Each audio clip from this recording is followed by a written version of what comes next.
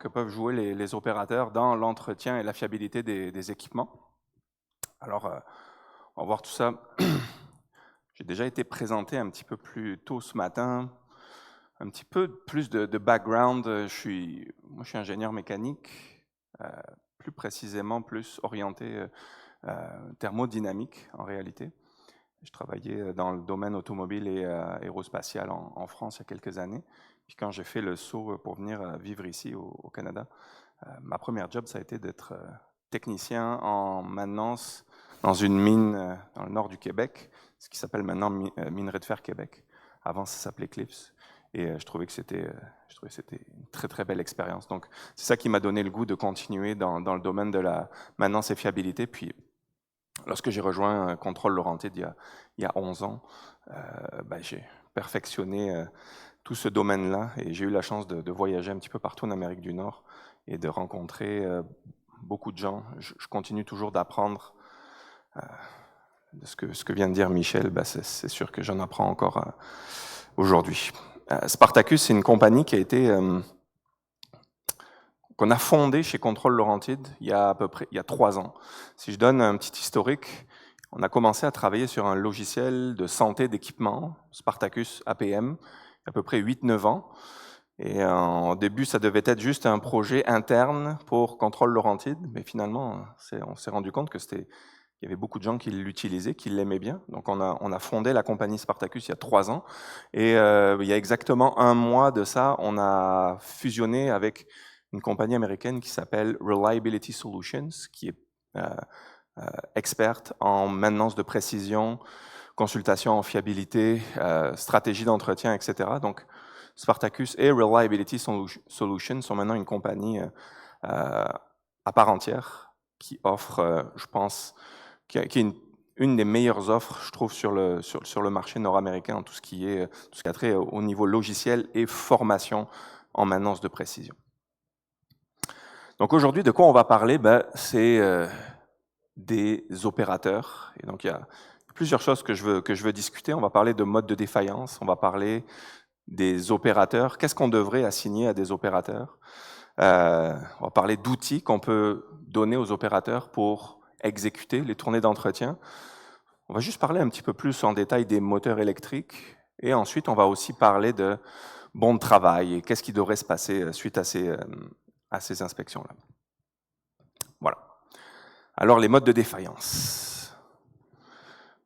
Les modes de défaillance, quand on regarde la documentation, que ce soit le ISO 14224, que ce soit le ISO 55000, le Body of Knowledge du SMRP, il y a plein de définitions qui existent. Puis moi, je veux juste garder ça très simple. Moi, j'aime bien considérer ça comme des symptômes. Donc, les machines, c'est comme les humains. On est malade, on a différents symptômes. Il s'agit simplement de les identifier, les symptômes possibles. Et ensuite, on fait des corrélations pour ramener ces symptômes à différentes maladies. Donc, j'ai simplement mis un petit document ici qui permet de différencier le COVID de la grippe, du rhume saisonnier. Donc, est-ce qu'on doit faire un test COVID à chaque fois qu'on a un petit peu de toux ou un mal de gorge? Pas nécessairement, non. On va chercher des symptômes qui sont plus spécifiques. Mais c'est un peu la même chose avec des équipements industriels. Donc, on a des symptômes qui sont spécifiques, dans des contextes qui sont spécifiques, et il faut être capable de les identifier.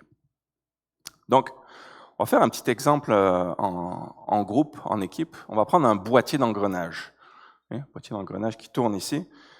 On va se demander c'est quoi les modes de défaillance ou les symptômes qu'un boîtier d'engrenage est en train d'avoir une défaillance. Alors, il y a un code QR ici, vous allez pouvoir le scanner, puis on va voir apparaître les résultats en direct. Donc, vous scannez le code QR et puis vous me dites c'est quoi les modes de défaillance ou les symptômes de défaillance d'un boîtier d'engrenage. Assez standard, un boîtier d'engrenage. Il y en a de toutes les formes, toutes les tailles. Mais voilà. OK, peut-être bruyant. On peut avoir du backlash, effectivement. Il peut y avoir des fuites d'huile. C'est bon, ça. Qualité d'huile. C'est bon? Puis n'hésitez pas à rentrer plusieurs réponses. Ouais, j'aime ça. Je pense que on a quelque chose d'intéressant là.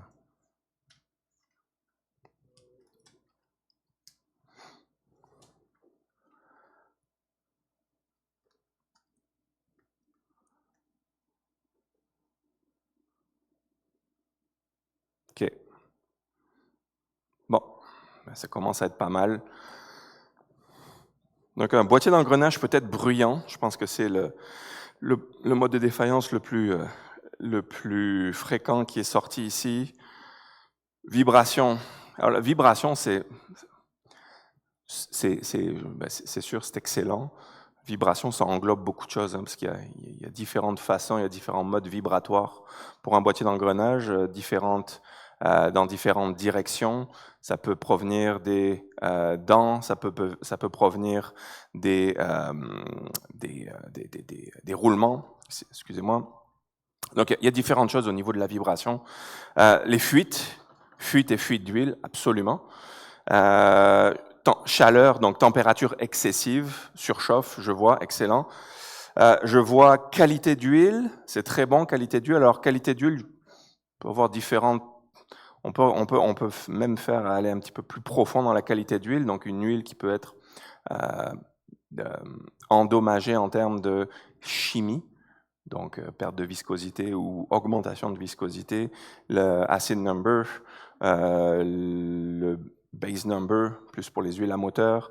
On peut aussi également regarder la qualité d'huile au niveau de la contamination, est-ce que c'est une huile qui est contaminée, et quels sont les types de contaminants, est-ce que c'est de la particule ou est-ce que c'est des morceaux de fer, ce qui nous amène à la troisième catégorie qui serait les particules métalliques, fer, cuivre, nickel, etc. Qu'est-ce que je vois d'autre d'intéressant ici? Je vois odeur, effectivement, odeur. Alors là, si on se rappelle de la courbe PF qu'on a vue un petit peu plus ce matin, odeur, on est très très proche du point de bris. Je vois manque d'huile, je vois des gears en mauvais état, je vois de l'échauffement, du jeu radial, etc. Donc, il n'y a pas une seule bonne réponse, il y a plein de bonnes réponses possibles. Puis à un moment donné aussi, ce qu'il faut faire, c'est qu'il faut s'arrêter sur un certain nombre de modes de défaillance. Mais je trouve ça excellent ce que vous avez sorti. Donc, quels sont les modes de défaillance? J'en ai juste listé quelques-uns ici. Peut-être certains qui n'ont pas été mentionnés, c'est les reniflards, endommagés ou bouchés, etc. Ça dépend des types de boîtiers d'engrenage, évidemment. Alors, donc là, la question c'est, OK, très bien, on a identifié les modes de défaillance, mais qu'est-ce qu'on fait suite à ça? Alors, j'en ai listé quelques-uns à gauche ici. Donc là, maintenant, la question qu'on se pose, c'est quoi la gravité de la défaillance si on ne couvre pas ces modes de défaillance-là? On peut prendre un exemple qui est très simple. On va prendre le premier, donc bruyant.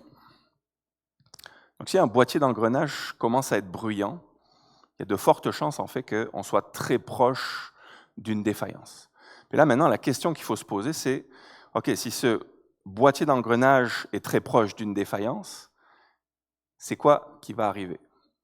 Donc si le boîtier d'engrenage est sur mettons un convoyeur, ben, il y a de fortes chances que si le boîtier d'engrenage brise, vous êtes d'accord que le convoyeur va sûrement s'arrêter également.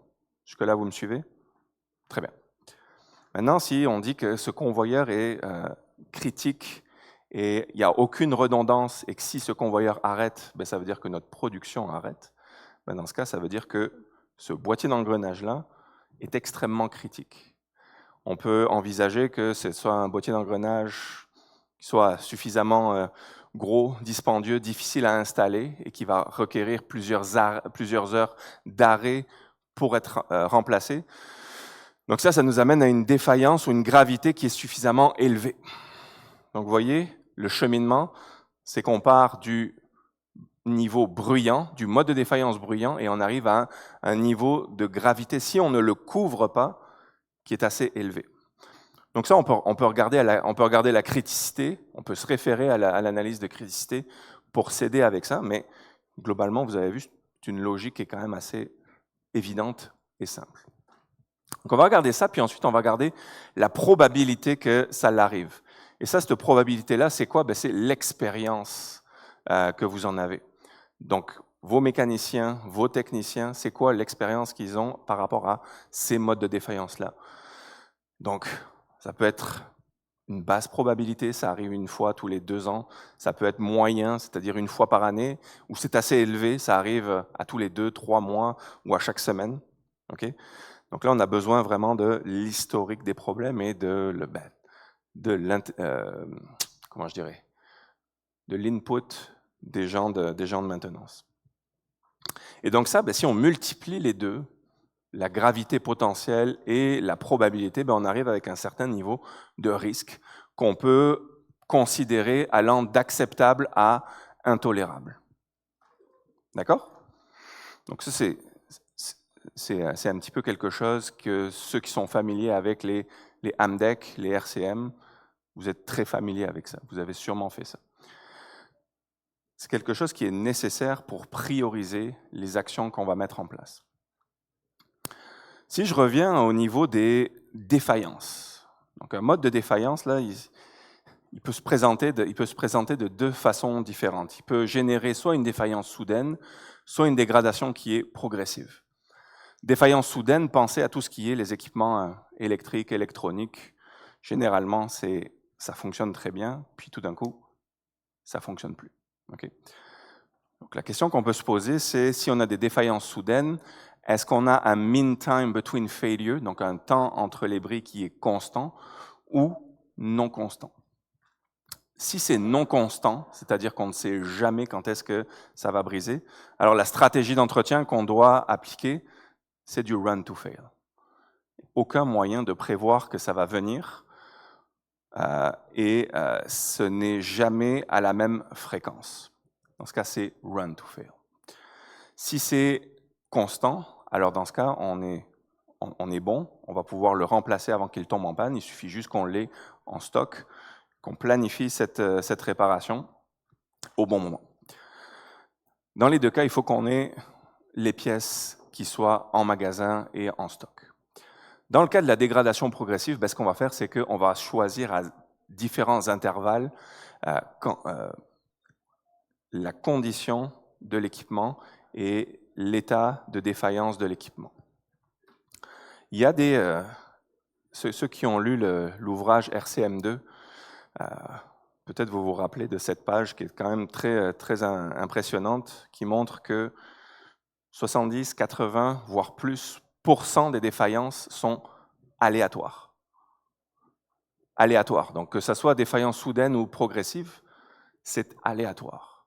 Donc ça nous montre quoi? Ça nous montre que si la plupart des défaillances sont aléatoires, il va quand même falloir qu'on ait ce niveau de présence sur le terrain, d'avoir des gens qui sont présents sur le terrain pour identifier des modes de défaillance comme bruit excessif, chaleur excessive, etc.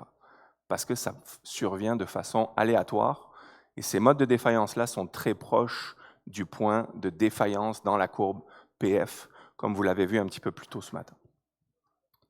Ça va pour ça? Good.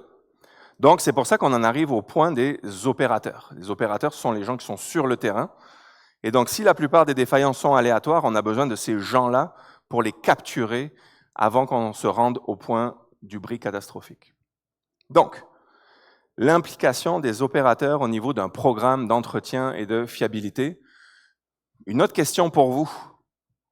Est-ce que les gens d'opération ou de production participent à la maintenance des équipements chez vous? Petit sondage, utilisez le code QR et dites-moi si c'est bien implanté, c'est pas mal mais ça pourrait être mieux, c'est pas du tout implanté et c'est bien dommage parce que ça nous aiderait, ou pas du tout et il ne vaut mieux pas parce qu'on ne fait pas confiance aux opérateurs. Alors, qu'est-ce que vous en pensez?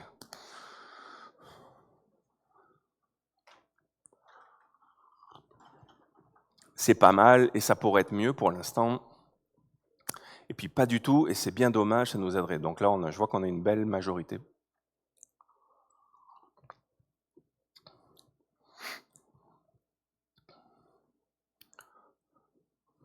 OK, bon, ben on a une égalité quasi parfaite. Donc, la plupart d'entre vous, vous avez les gens d'opération et de production qui participent à la maintenance, puis on va voir à quel niveau, là, dans le prochain sondage. Ça pourrait être mieux, mais les autres disent c'est pas du tout le cas, c'est bien dommage et ça nous aiderait. Parfait. Parfait, excellent. Donc on va passer à la slide suivante qui est un autre sondage. Quelles activités de maintenance devraient ou pourraient être effectuées par les gens de production et d'opération? Donc ceux qui ont déjà ça en place, dites-nous c'est quoi qu'ils font. Et ceux qui n'ont pas ça en place, c'est quoi que vous pensez que les opérateurs devraient ou pourraient faire?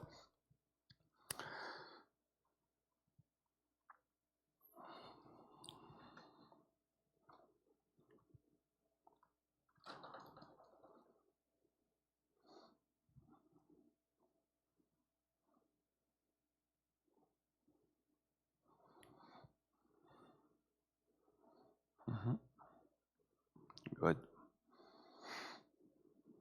OK, n'hésitez pas à rentrer plusieurs réponses, bien entendu.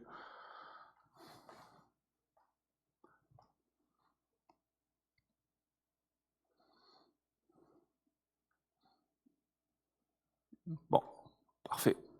Donc, principalement, graissage et inspection visuelle.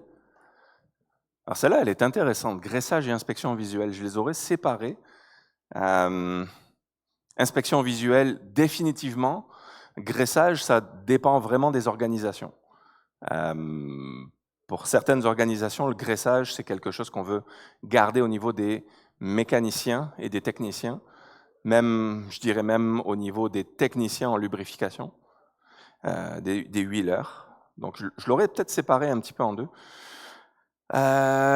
Visuel, absolument, visuel. Puis globalement, moi, ce que je dirais, c'est 5 sens.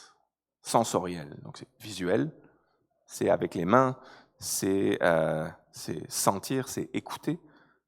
On va pas lécher les équipements, bien entendu. On se garde une petite gêne. On les aime beaucoup, mais quand même. Donc, ouais. Les petits ajustements, le nettoyage, absolument, le nettoyage, tout à fait, c'est quelque chose de très qui est en place dans la plupart des organisations. Inspection préopérationnelle, à condition d'avoir une définition bien, une checklist de toutes les inspections, tous les attentes préopérationnelles. Qu'est-ce que je vois? Vérifier les niveaux d'huile, visuel quotidien, signaler les signes avant-coureurs, noter les bruits excessifs, lubrification, écoute, observation. Parfait, ben c'est bon ça, merci, excellent. Donc, je pense qu'on a un bon consensus visuel, 5 sens. Donc, c'est ça qu'on recommande, visuel, auditif, tactile. Donc, on veut reconnaître les changements subtils dans le comportement des équipements. On veut faire la différence entre les conditions normales et anormales. Ça nécessite quoi? Ça nécessite d'être un certain niveau de responsabilité et d'ouverture, disons. Puis c'est pas tout le monde qui est comme ça. Hein. Moi, je connais des gens que ils ont l'habitude de conduire leur propre véhicule, et puis ça fait des bruits vraiment bizarres, mais ils le remarquent pas. Okay? Donc, il faut avoir un certain niveau d'ouverture à ce genre de différences sonores, visuelles et auditives. Alors, qu'est-ce qu'on recommande généralement? C'est que les opérateurs s'occupent de la propreté générale. Regarder la présence de fuite d'huile ou de n'importe quel fluide sur la machine et les environs. Les carters, les réservoirs, les capuchons, les bouchons, les gardes de coupling. Est-ce qu'on a des marques qui sont inhabituelles? Est-ce qu'on a des fuites visibles? Alors, je pense aux unités hydrauliques, par exemple. Les conditions d'éclairage. Il y a bien des endroits aussi où ce n'est pas nécessaire uniquement à la production, mais avoir l'éclairage ambiant dans les bâtiments. C'est important de signaler lorsqu'on n'a plus de lumière, parce que là, ça devient un enjeu de santé-sécurité. Vérifier le positionnement de tout ce qui est instrumentation. Si on a des photo eyes, des sensors, s'assurer qu'ils sont bien placés, bien alignés, tout ce qui est laser, etc. Vérifier est-ce qu'on a des particules d'usure, de frottement qui vont être à terre. Donc c'est autour de tout ce qui est des piles au bloc. Est-ce qu'on voit des marques d'usure? Corrosion. Signes de surchauffe. Quand on a des signes de surchauffe, on a des changements de couleur au niveau des pièces métalliques, au niveau des soudures. Bon fonctionnement, condensation, différence de température et desserrage du loose au niveau de certaines pièces. Donc voilà ce qu'on pourrait recommander au niveau du visuel. Au niveau de la propreté générale, c'est sûr que il y a des endroits qui sont plus propres que d'autres. Ici, ça se voit que c'est quand même. Il y a une loi qui s'appelle la loi d'Arrhenius qui dit que si on augmente de, je ne sais plus si c'est 8 Celsius ou 10 Fahrenheit, la température d'un équipement, ça réduit sa durée de vie de 50%. C'est quand même très impressionnant, ça. Donc si vous avez un moteur qui généralement tourne aux alentours de 60 à 70 degrés Celsius, vous augmentez de 10 degrés, vous venez de couper en deux sa durée de vie. D'accord? Donc, avoir un endroit qui est propre, ça va conserver plus longtemps les équipements. Également, il faut considérer que tout ce qui est lubrifiant est extrêmement sensible à la contamination. Okay? Donc, si vous avez suivi des cours de lubrification, d'analyse d'huile, vous savez les dommages que peuvent faire des très petites particules au niveau des roulements, des billes de roulement, des dents d'engrenage, etc. Dans les systèmes hydrauliques, c'est encore plus vrai, puisqu'on a des tolérances qui sont encore plus faibles. Parlant des lubrifiants, c'est quoi des bonnes pratiques de stockage de lubrifiants? Est-ce que ce que vous voyez ici, c'est des bonnes pratiques de stockage de lubrifiants? Non, c'est sûr que si on regarde le réservoir qui est à gauche, ici, il y a de fortes chances qu'on ait des contaminants qui rentrent dedans et qu'on va mettre ces contaminants directement dans les réservoirs, dans les équipements. Okay? Donc on met de l'huile sale dans nos machines directement. Là, ici, on a des roulements qui sont stockés. Est-ce que c'est propre? Non.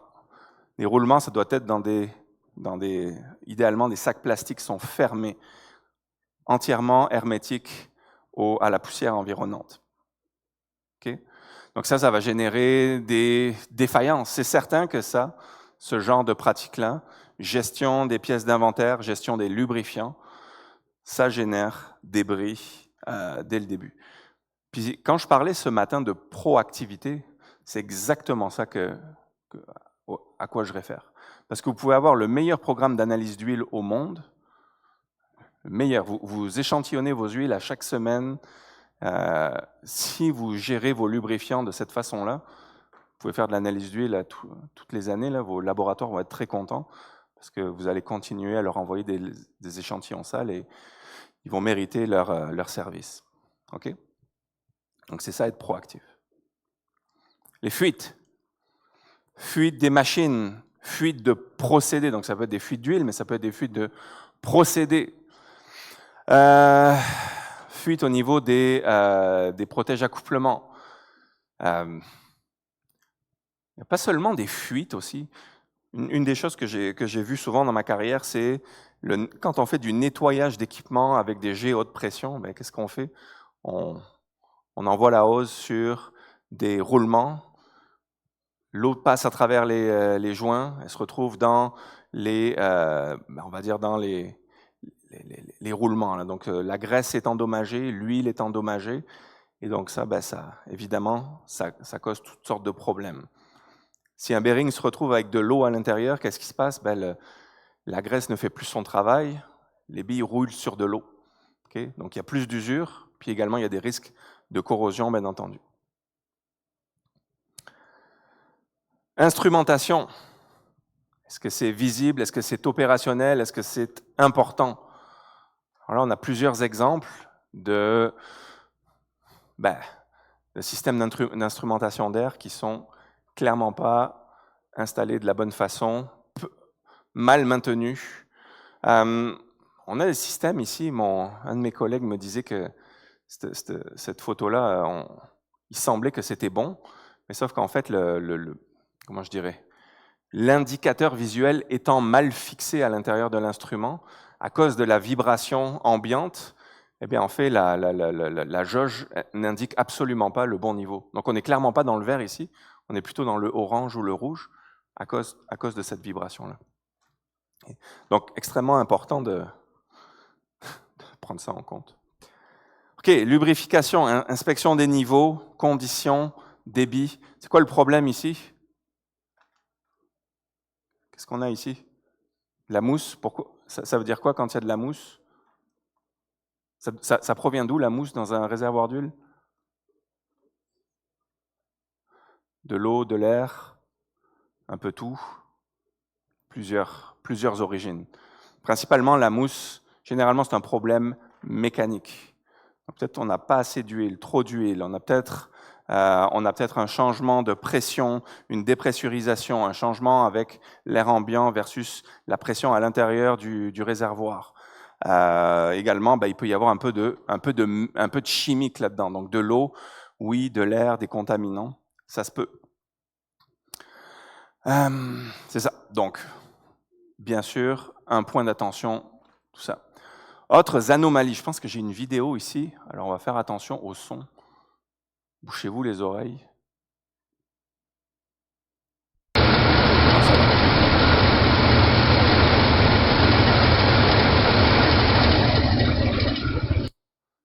Ça va bien, hein? Ça va bien. Bon. Est-ce que c'est normal?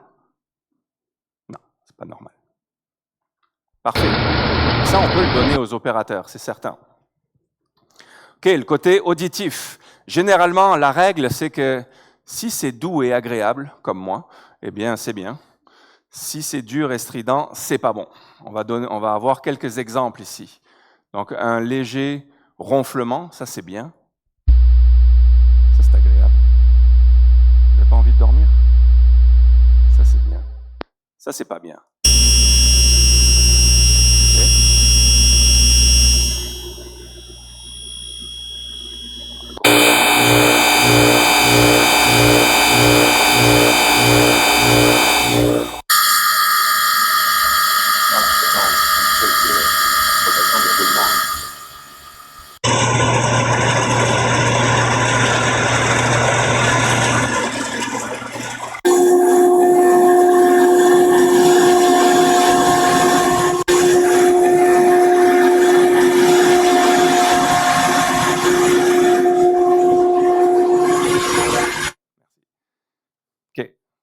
Donc, évidemment, des sons. Donc, on peut utiliser stéthoscope, on peut utiliser quoi? On peut utiliser les appareils à ultrasons. Les appareils à ultrasons sont très bons pour détecter ce genre de choses. Les fameux Grease Caddy, notamment, que vous pouvez utiliser. Vous pouvez équiper vos huileurs avec des Grease Caddy, vous êtes capable d'identifier ce genre de problématiques qu'on a entendues. Sinon, il y a les autres appareils de UE ou SDT, là, qui sont plus en forme de pistolet, qui sont aériens, qui vont vous permettre de capturer ce genre de vibration-là. Bon, pour tout ce qui est tactile, c'est sûr qu'il faut... on ne met pas la main directement sur un moteur qui est extrêmement chaud, faites attention. Puis, il y a différentes choses qu'on peut aller inspecter. Donc, les roulements, on peut regarder l'extérieur d'une machine, on peut regarder au niveau environnant. Est-ce qu'on sent qu'il fait plus chaud que d'habitude ou non? Dépendamment de la saison, évidemment, ça peut varier. On peut aussi se faire une idée de la fréquence, de la vibration. Okay? Est-ce que c'est des hautes fréquences? Est-ce que c'est des fréquences qui sont un petit peu plus lentes, légères? C'est quoi l'amplitude également de ces fréquences ou de ces oscillations? Alors, maintenant, on peut également équiper des opérateurs ou des gens d'entretien avec les bons outils. Alors, ça dépend des organisations. Il y a des organisations qui sont OK à ce que les opérateurs utilisent des outils. D'autres organisations, c'est vraiment juste les 5 sens. Donc, on ne veut pas les équiper avec les outils. Néanmoins, qu'est-ce qu'on a d'intéressant? On a les lumières stroboscopiques qui sont un excellent allié pour inspecter toutes sortes de choses. Donc, on peut regarder des boulons desserrés ou manquants sur des couplings. On peut regarder l'état d'une coupling, l'état d'un ventilateur, l'état de courroie d'entraînement, les drive belts. Est-ce qu'on a de l'accumulation, du build-up sur des pièces en rotation? Et on peut également mesurer la vitesse de rotation grâce à une courroie d'accouplement. Une bonne idée, c'est de peindre les gardes, les grillages notamment, en noir, parce que ça facilite beaucoup plus l'inspection avec une lumière stroboscopique. Alors on a une vidéo également ici, voyons ça. Alors, inspection VAT, Visual.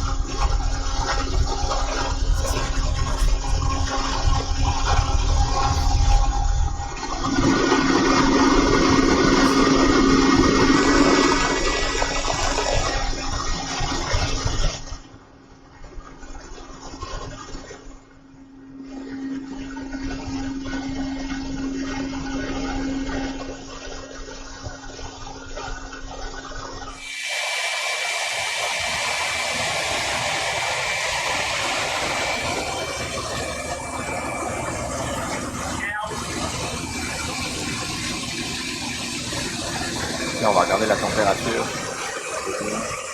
137 F. 167 F. 156. C'est chaud. Vous voyez, prendre des températures comme ça.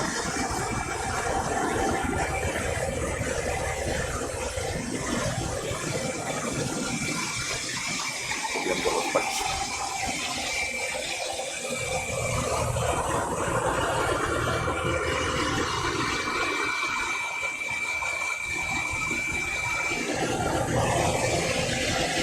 La fan était à l'envers. La fan tournait à l'envers. C'est bon? OK. Donc ça, on l'a vu déjà ce matin. OK. Juste m'assurer que j'ai toutes les... OK. Good. Donc, c'est ça.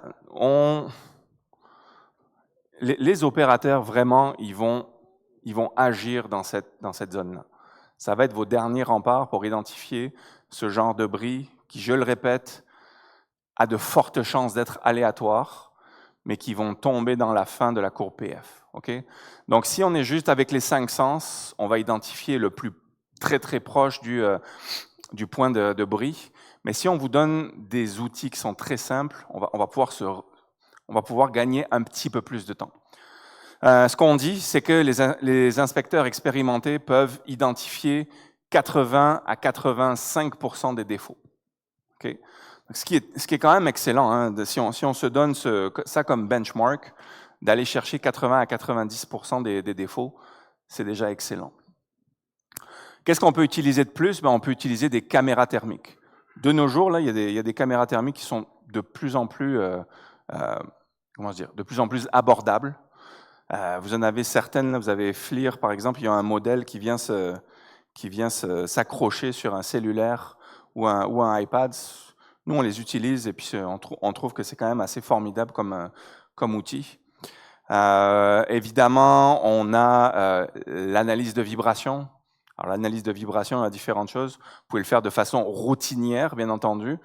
Maintenant, on a de plus en plus de capteurs permanents qui nous permettent de mesurer des vibrations globales. Est-ce que ces capteurs-là nous disent exactement c'est un problème de cage interne de bearing? La réponse est non, on n'est pas encore rendu là. Mais par contre, on on sait qu'on a une amplitude globale qui augmente. Donc, ça nous permet d'aller chercher un petit peu plus en profondeur à ce moment-là. Et là, on peut aller chercher encore plus de problématiques et encore plus en amont de la courbe PF. Alors, maintenant, si on regarde un petit peu plus les moteurs, les problèmes courants de moteurs, c'est surchauffe, surcharge, mauvaise circulation d'air, filtre et fuite d'huile. Ça dépend du type de moteur.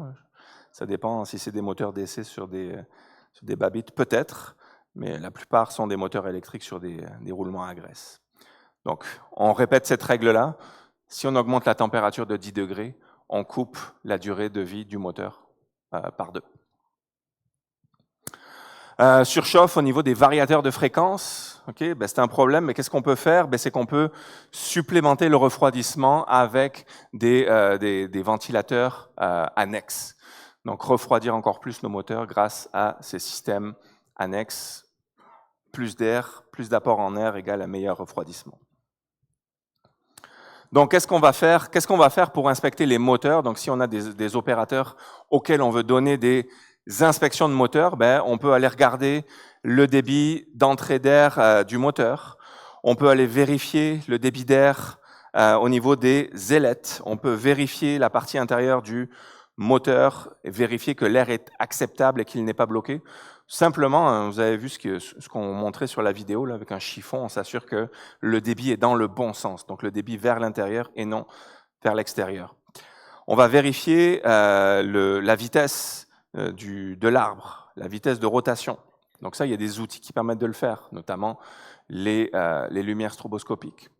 On peut prendre la température, générale, on peut identifier la température maximale. Si on a une caméra thermique, c'est encore plus intéressant.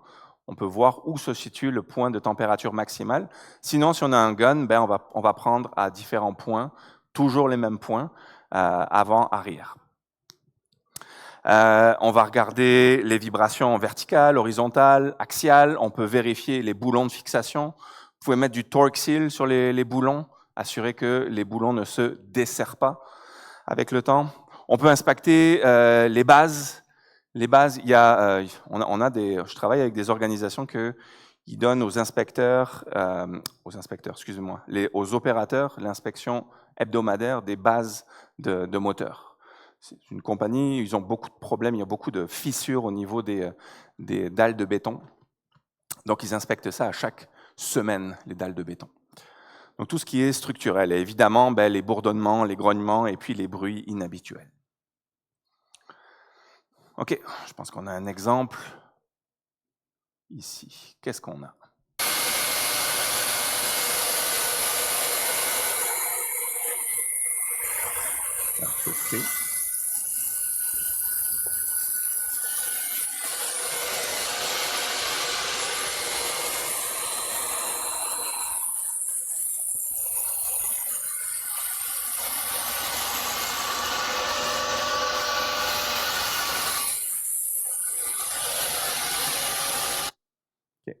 Fait que de chaque côté, on a des bruits différents à différents endroits du moteur, donc là, clairement quelque chose qui va pas. Oups. Bon, on a clairement des endommagements ici. Les endommagements, ça arrive. On a des chariots élévateurs, on a des chariots mobiles qui viennent frapper des équipements et donc on endommage parfois nos équipements. On a de la rouille, on a de la cassure. On a des câbles électriques qui sont tirés, effilochés, mal branchés. On a des boulons qui sont mal serrés, mal installés. Qu'est-ce qu'on a ici? Oh, celui-là est intéressant. Celui-là, on a plein de problèmes. Celui-là, il est beau.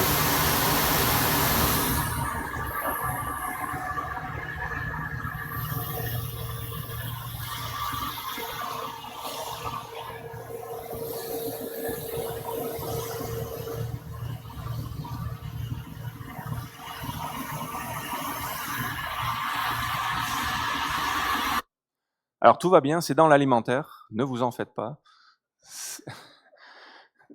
Donc, je ne sais plus si c'est un refroidisseur ou un réfrigérateur dans l'alimentaire, mais en tout cas, ce blower-là est en très mauvaise santé, donc il tient par une strap. Il y a des trous, il y a de la corrosion, il y a de fortes chances qu'il y ait du matériel qui soit retrouvé à l'intérieur du convoyeur. Bon, et puis on a encore quelques exemples ici merveilleux. Ici, là, c'est quoi le problème ici? Qu'est-ce que vous voyez?